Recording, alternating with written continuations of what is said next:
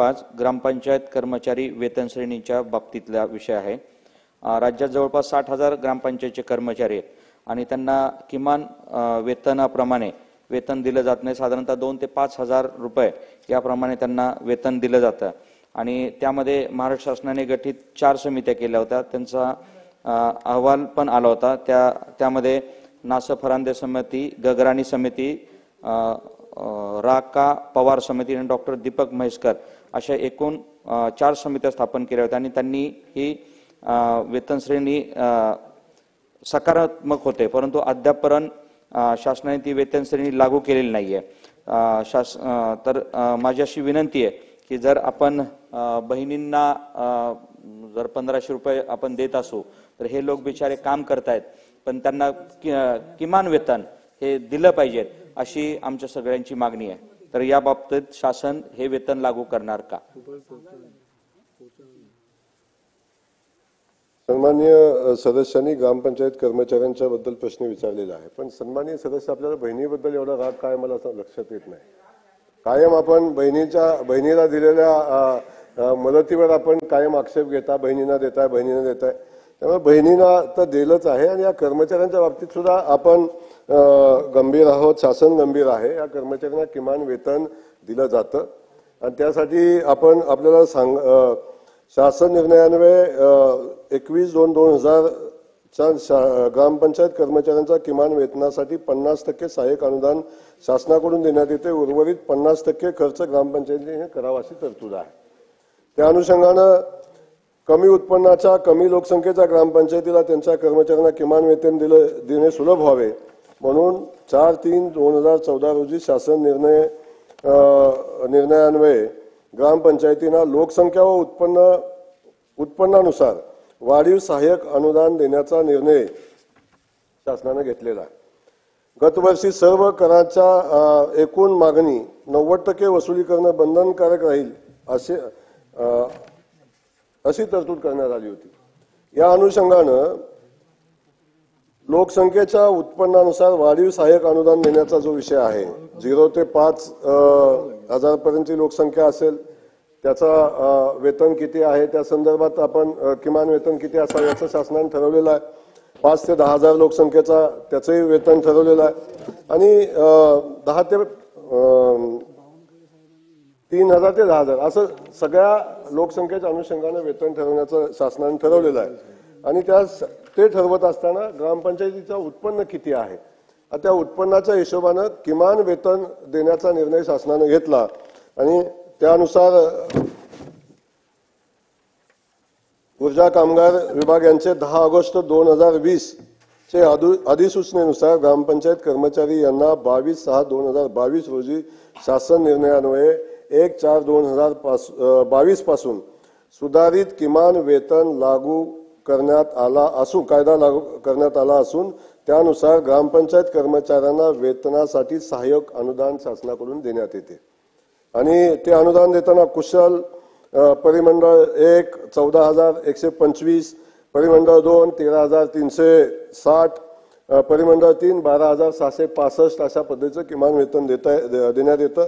अर्धकुशलला परिमंडळ 1 ला 13,420, परिमंडळ 2 ला 13,055, परिमंडळ 3 ला 11,960 असं किमान वेतन देण्यात येतं आणि अकुशलला परिमंडळ 1 ला 13,085, परिमंडळ 2 ला 12,715, परिमंडळ 3 ला 11,665 असे किमान वेतन देण्यात येते।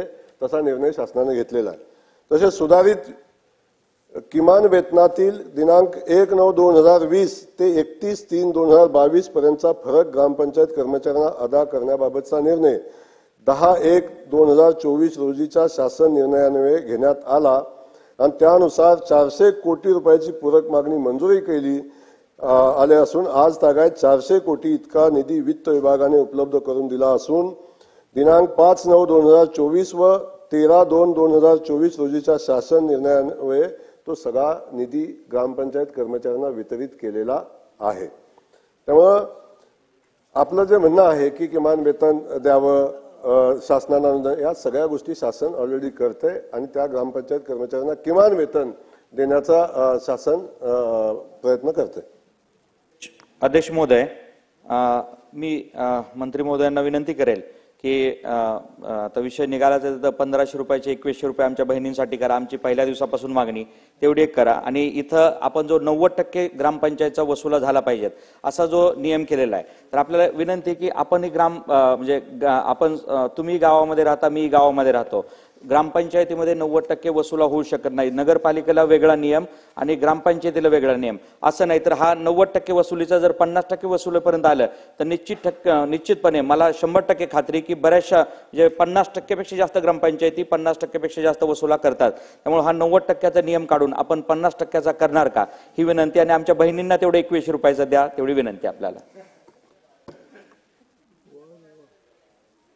सावत्रभाऊ पण बहिणीवर प्रेम करायला लागल्याचा आनंद आहे आम्हाला। ते नक्की शासन निर्णय घेईल, त्या बाबतीत तुम्ही निश्चिंत राहा आणि तुम्हाला एक खात्री आहे की शासन नक्की ते करणार आहे। लाडक्या बहिणींची काळजी घ्यायला देवाभाऊ सक्षम आहेत। पण आपण जो मुद्दा सांगितला की कर्मचाऱ्यांना वसुलीच्या बाबतीतला विषय सांगितला, मला एक कळत नाही आहे, आपण सगळे जमिनीवर काम करणारे ग्रामपंचायतीच्या क्षेत्रातून आलेले सगळेजण आपण आहोत। जर आपण ज्या ग्रामपंचायतीच्या वसुलीच्या बाबतीत आपण जर गंभीर राहिलो नाही, ग्रामपंचायतीने वसूल केला नाही, वसूल झाला नाही, तर या ग्रामपंचायती चालणं अशक्य होऊन जाईल। किमान या बाबतीत आपल्याला मला सांगायचं की वसुलीचा क्रायटेरिया आहे, 90% वसूल केला पाहिजे ही शासनाची मागणी आहे आणि ग्रामपंचायतीची मागणी आहे, वसूल झालाही पाहिजे। परंतु 90% पेक्षा कमी वसूल झाला म्हणून फार मोठा फरक वेतनात पडतो असं नाही। जशा वसुलीच्या प्रमाणात आपण वेतन देतोय आणि शासन अनुदान त्याला देतच आहे, त्यामुळे जर हे झालं नाही, आता जर करच वसूल झाला नाही, पाणीपट्टी वसूल झाली नाही, ग्रामपंचायतीचा उत्पन्नच ग्रामपंचायतीला काय आलं नाही, तर ग्रामपंचायत चालणार आहे कशी याचाही विचार आपण केला पाहिजे। त्यामुळे कर्मचाऱ्यांनी वसुलीच्या बाबतीत गंभीर राहिलं पाहिजे। ग्रामविकास अधिकाऱ्याला सुद्धा वसुलीच्या बाबतीत आम्ही काही निकष ठरवून दिले, त्यांनी ग्रामविकास अधिकाऱ्यांनी सुद्धा वसुलीच्या बाबतीत गंभीर राहिलं पाहिजे आणि वसूल केला पाहिजे। या बाबतीत माझं म्हणणं आहे की सदस्य महोदयांनी काही गोष्टी समजून घेतल्या पाहिजे, आपण सगळ्यांनी या संस्था वाचवण्याच्या दृष्टीने प्रयत्न केला पाहिजे। चला, लक्षवेधी 6 माननीय मंत्री महोदयांनी विनंती केली आहे पत्र देऊन त्यांची नियमित कामकाजाबाबत घेण्याबाबत, त्यामुळे आपण आता पुढची लक्षवेधी घेतोय। झालं ना तुमचं उपप्रश्न झाले, 2 प्रश्न झाले, लक्षवेधी नाही आहे ना अध्यक्ष महोदय।